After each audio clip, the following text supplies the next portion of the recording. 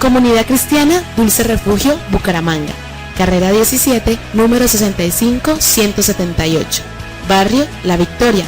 Carrera 17, número 65-178. Barrio La Victoria. Teléfono 696-2119.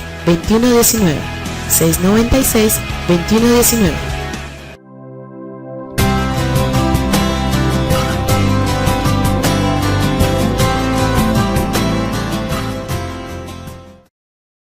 Vamos a estudiar Hechos capítulo 12. A través de este estudio bíblico vamos a mirar el poder de la oración. Vamos a leer el capítulo 12, verso 5. Así que Pedro estaba custodiado en la cárcel, pero la iglesia hacía sin cesar oración a Dios por él. Importantísimo cómo termina el versículo, diciendo, la iglesia hacía sin cesar oración a Dios por Pedro. El rey Herodes se quería congraciar con el pueblo. El rey Herodes quería tener benevolencia del pueblo, y al tener benevolencia del pueblo, el pueblo pedía a los cristianos. Y Satanás, encarnado en Herodes, se quiso congraciar con el pueblo persiguiendo la iglesia, persiguiendo a los escogidos, persiguiendo al Hijo de Dios. Y Satanás sabe que una herramienta poderosa de la iglesia es la oración. Una herramienta poderosa para usted y para mí en medio de la adversidad se llama la oración.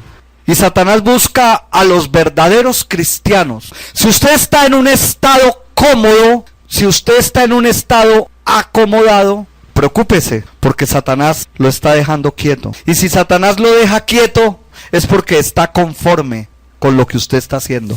Pero cuando usted empiece a tener adversidades, dificultades, situaciones difíciles en la vida, en su casa, en el trabajo, en la familia, porque Satanás quiere meterse ahí, es porque Satanás está incómodo de lo que usted está haciendo.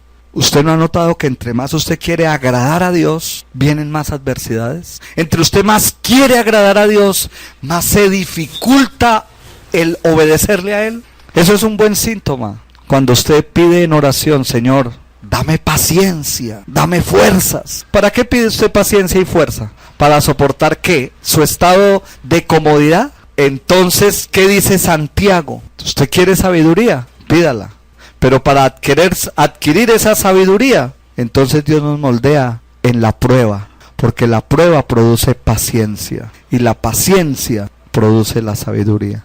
Y esto a través de la oración, la iglesia alcanzará grandes cosas. El poder de Satanás, mire a dónde llega, mi hermano. Porque a veces menospreciamos la obra de Satanás. Y Pedro es claro al decir que Satanás anda como león rugiente alrededor de su vida. Pero él es como león ante el cristiano. Pero no produce los efectos del león al verdadero cristiano. Es como. Y Satanás, en su poder, utiliza a Herodes. Del verso 1 al verso 4 podemos mirar cómo Satanás utiliza a Herodes. Verso 2 dice, y mató a espada a Jacobo, hermano de Juan. Viendo esto, que esto había agradado a los judíos, esto agradó al pueblo, y en eso que el diablo usa, siempre agrada al mundo.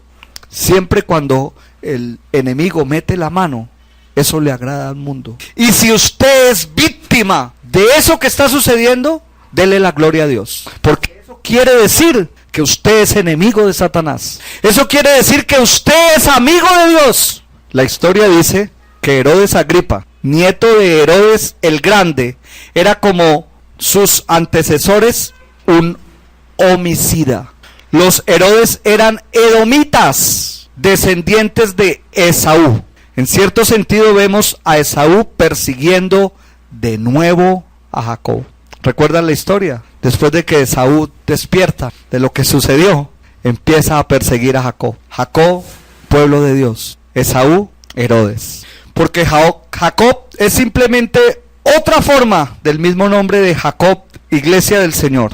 Esta persecución es un cuadro del tiempo de tribulación que los judíos soportaban en los últimos días. Vamos a leer qué dice Mateo 20, 20 al 23. Entonces se le acercó la madre de los hijos de Zebedeo con sus hijos, postrándose ante él y pidiéndole algo. Y él le dijo, ¿qué quieres? Ella le dijo, ordena que tu reino se sienten estos dos hijos míos, el uno a tu derecha y el otro a tu izquierda.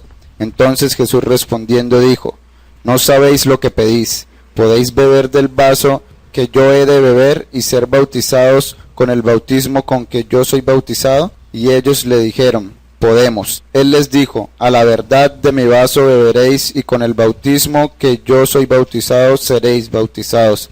Pero al sentaros a mi derecha y a mi izquierda, no es mío darlo, sino a aquellos para quienes está preparado por mi Padre.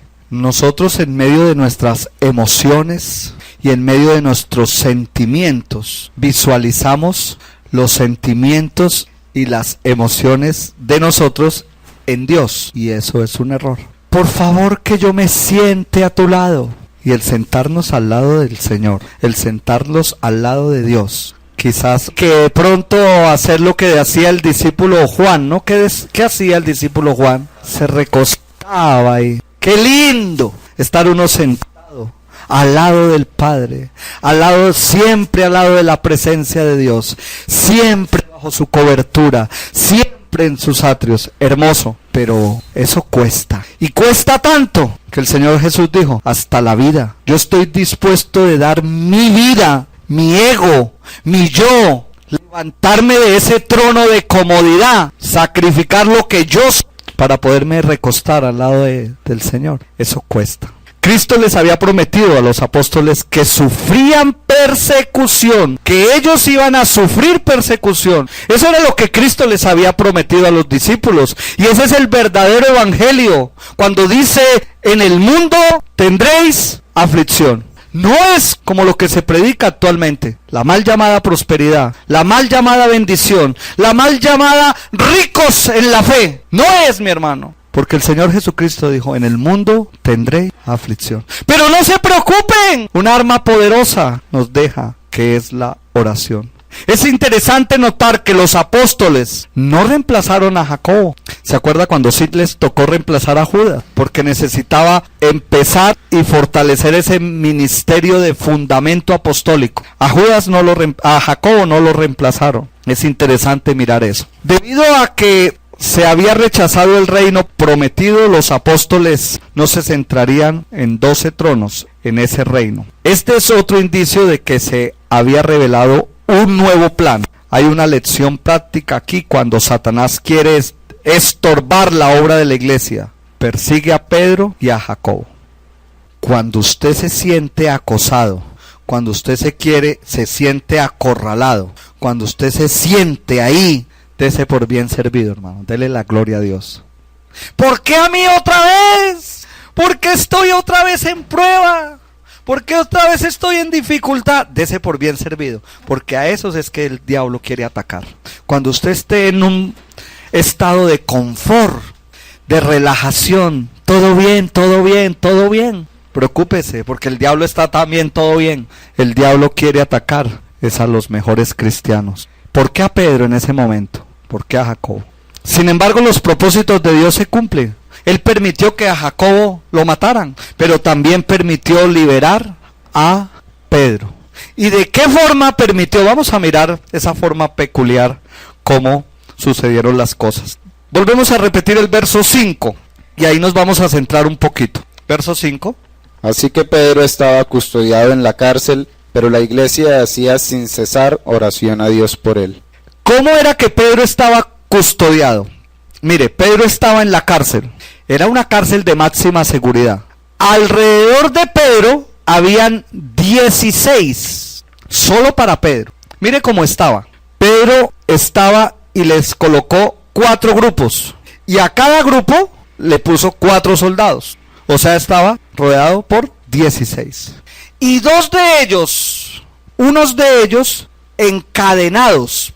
Pedro encadenado al soldado. Verso 4 dice, y habiéndole tomado preso, le puso en la cárcel, entregándose a 4 grupos de 4 soldados cada uno, para que le custodiasen, y se proponían sacarle al pueblo después de la Pascua. Después de la Pascua iban a seguir haciendo lo que hicieron con Jacob. ¿Qué significa la palabra Pascua? Es una fiesta, una festividad que los judíos practicaban todos los años. La ceremonia duraba 8 días, después de la cual Herodes prometió matar a Pedro para complacer a los judíos.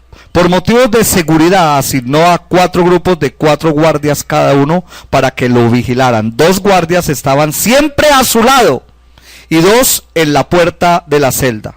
Dice la narración histórica por qué era una cárcel de máxima seguridad. Ellos tenían que traspasar 3 puertas diferentes. En la celda estaba Pedro con soldados. Al pasar la primera puerta habían 4 soldados. Al pasar la segunda puerta estaban 4 soldados y al pasar la tercera puerta estaban 4 soldados. Quiere decir que le tenían ganas a Pedro. Quiere decir que le tenían el ojo puesto. Pero en este momento que Herodes estaba planeando esto, en este momento que Herodes tenía eso en la mente, él no sabía que había un pueblo en oración. Él no sabía los planes de Dios. Herodes no conocía el poder de la oración. Herodes no sabía que la iglesia estaba orando sin cesar. Él no sabía que la iglesia estaba orando por él. ¿Cómo emocionan estas palabras? Cuando Satanás hace lo peor, los cristianos pueden volverse a Dios en oración y saber que Él, mi hermano, qué emocionante cuando usted se da cuenta a través de los ojos de Dios, a través de los ojos de la oración, a través de los ojos que Dios hará lo imposible. Que mientras el enemigo actúe contra usted, contra que el enemigo se prepare artimañas, prepare planes, prepare situaciones difíciles. Qué bonito y qué hermoso saber que Dios hará lo imposible para proteger a su iglesia, para proteger a su pueblo, para protegerlo a usted, mi hermano. ¿Cómo era que Pedro podía tener tanta paz en su corazón? ¿Cómo era que Pedro podía estar tan confiado? En los ojos humanos, a Pedro no le quedaban sino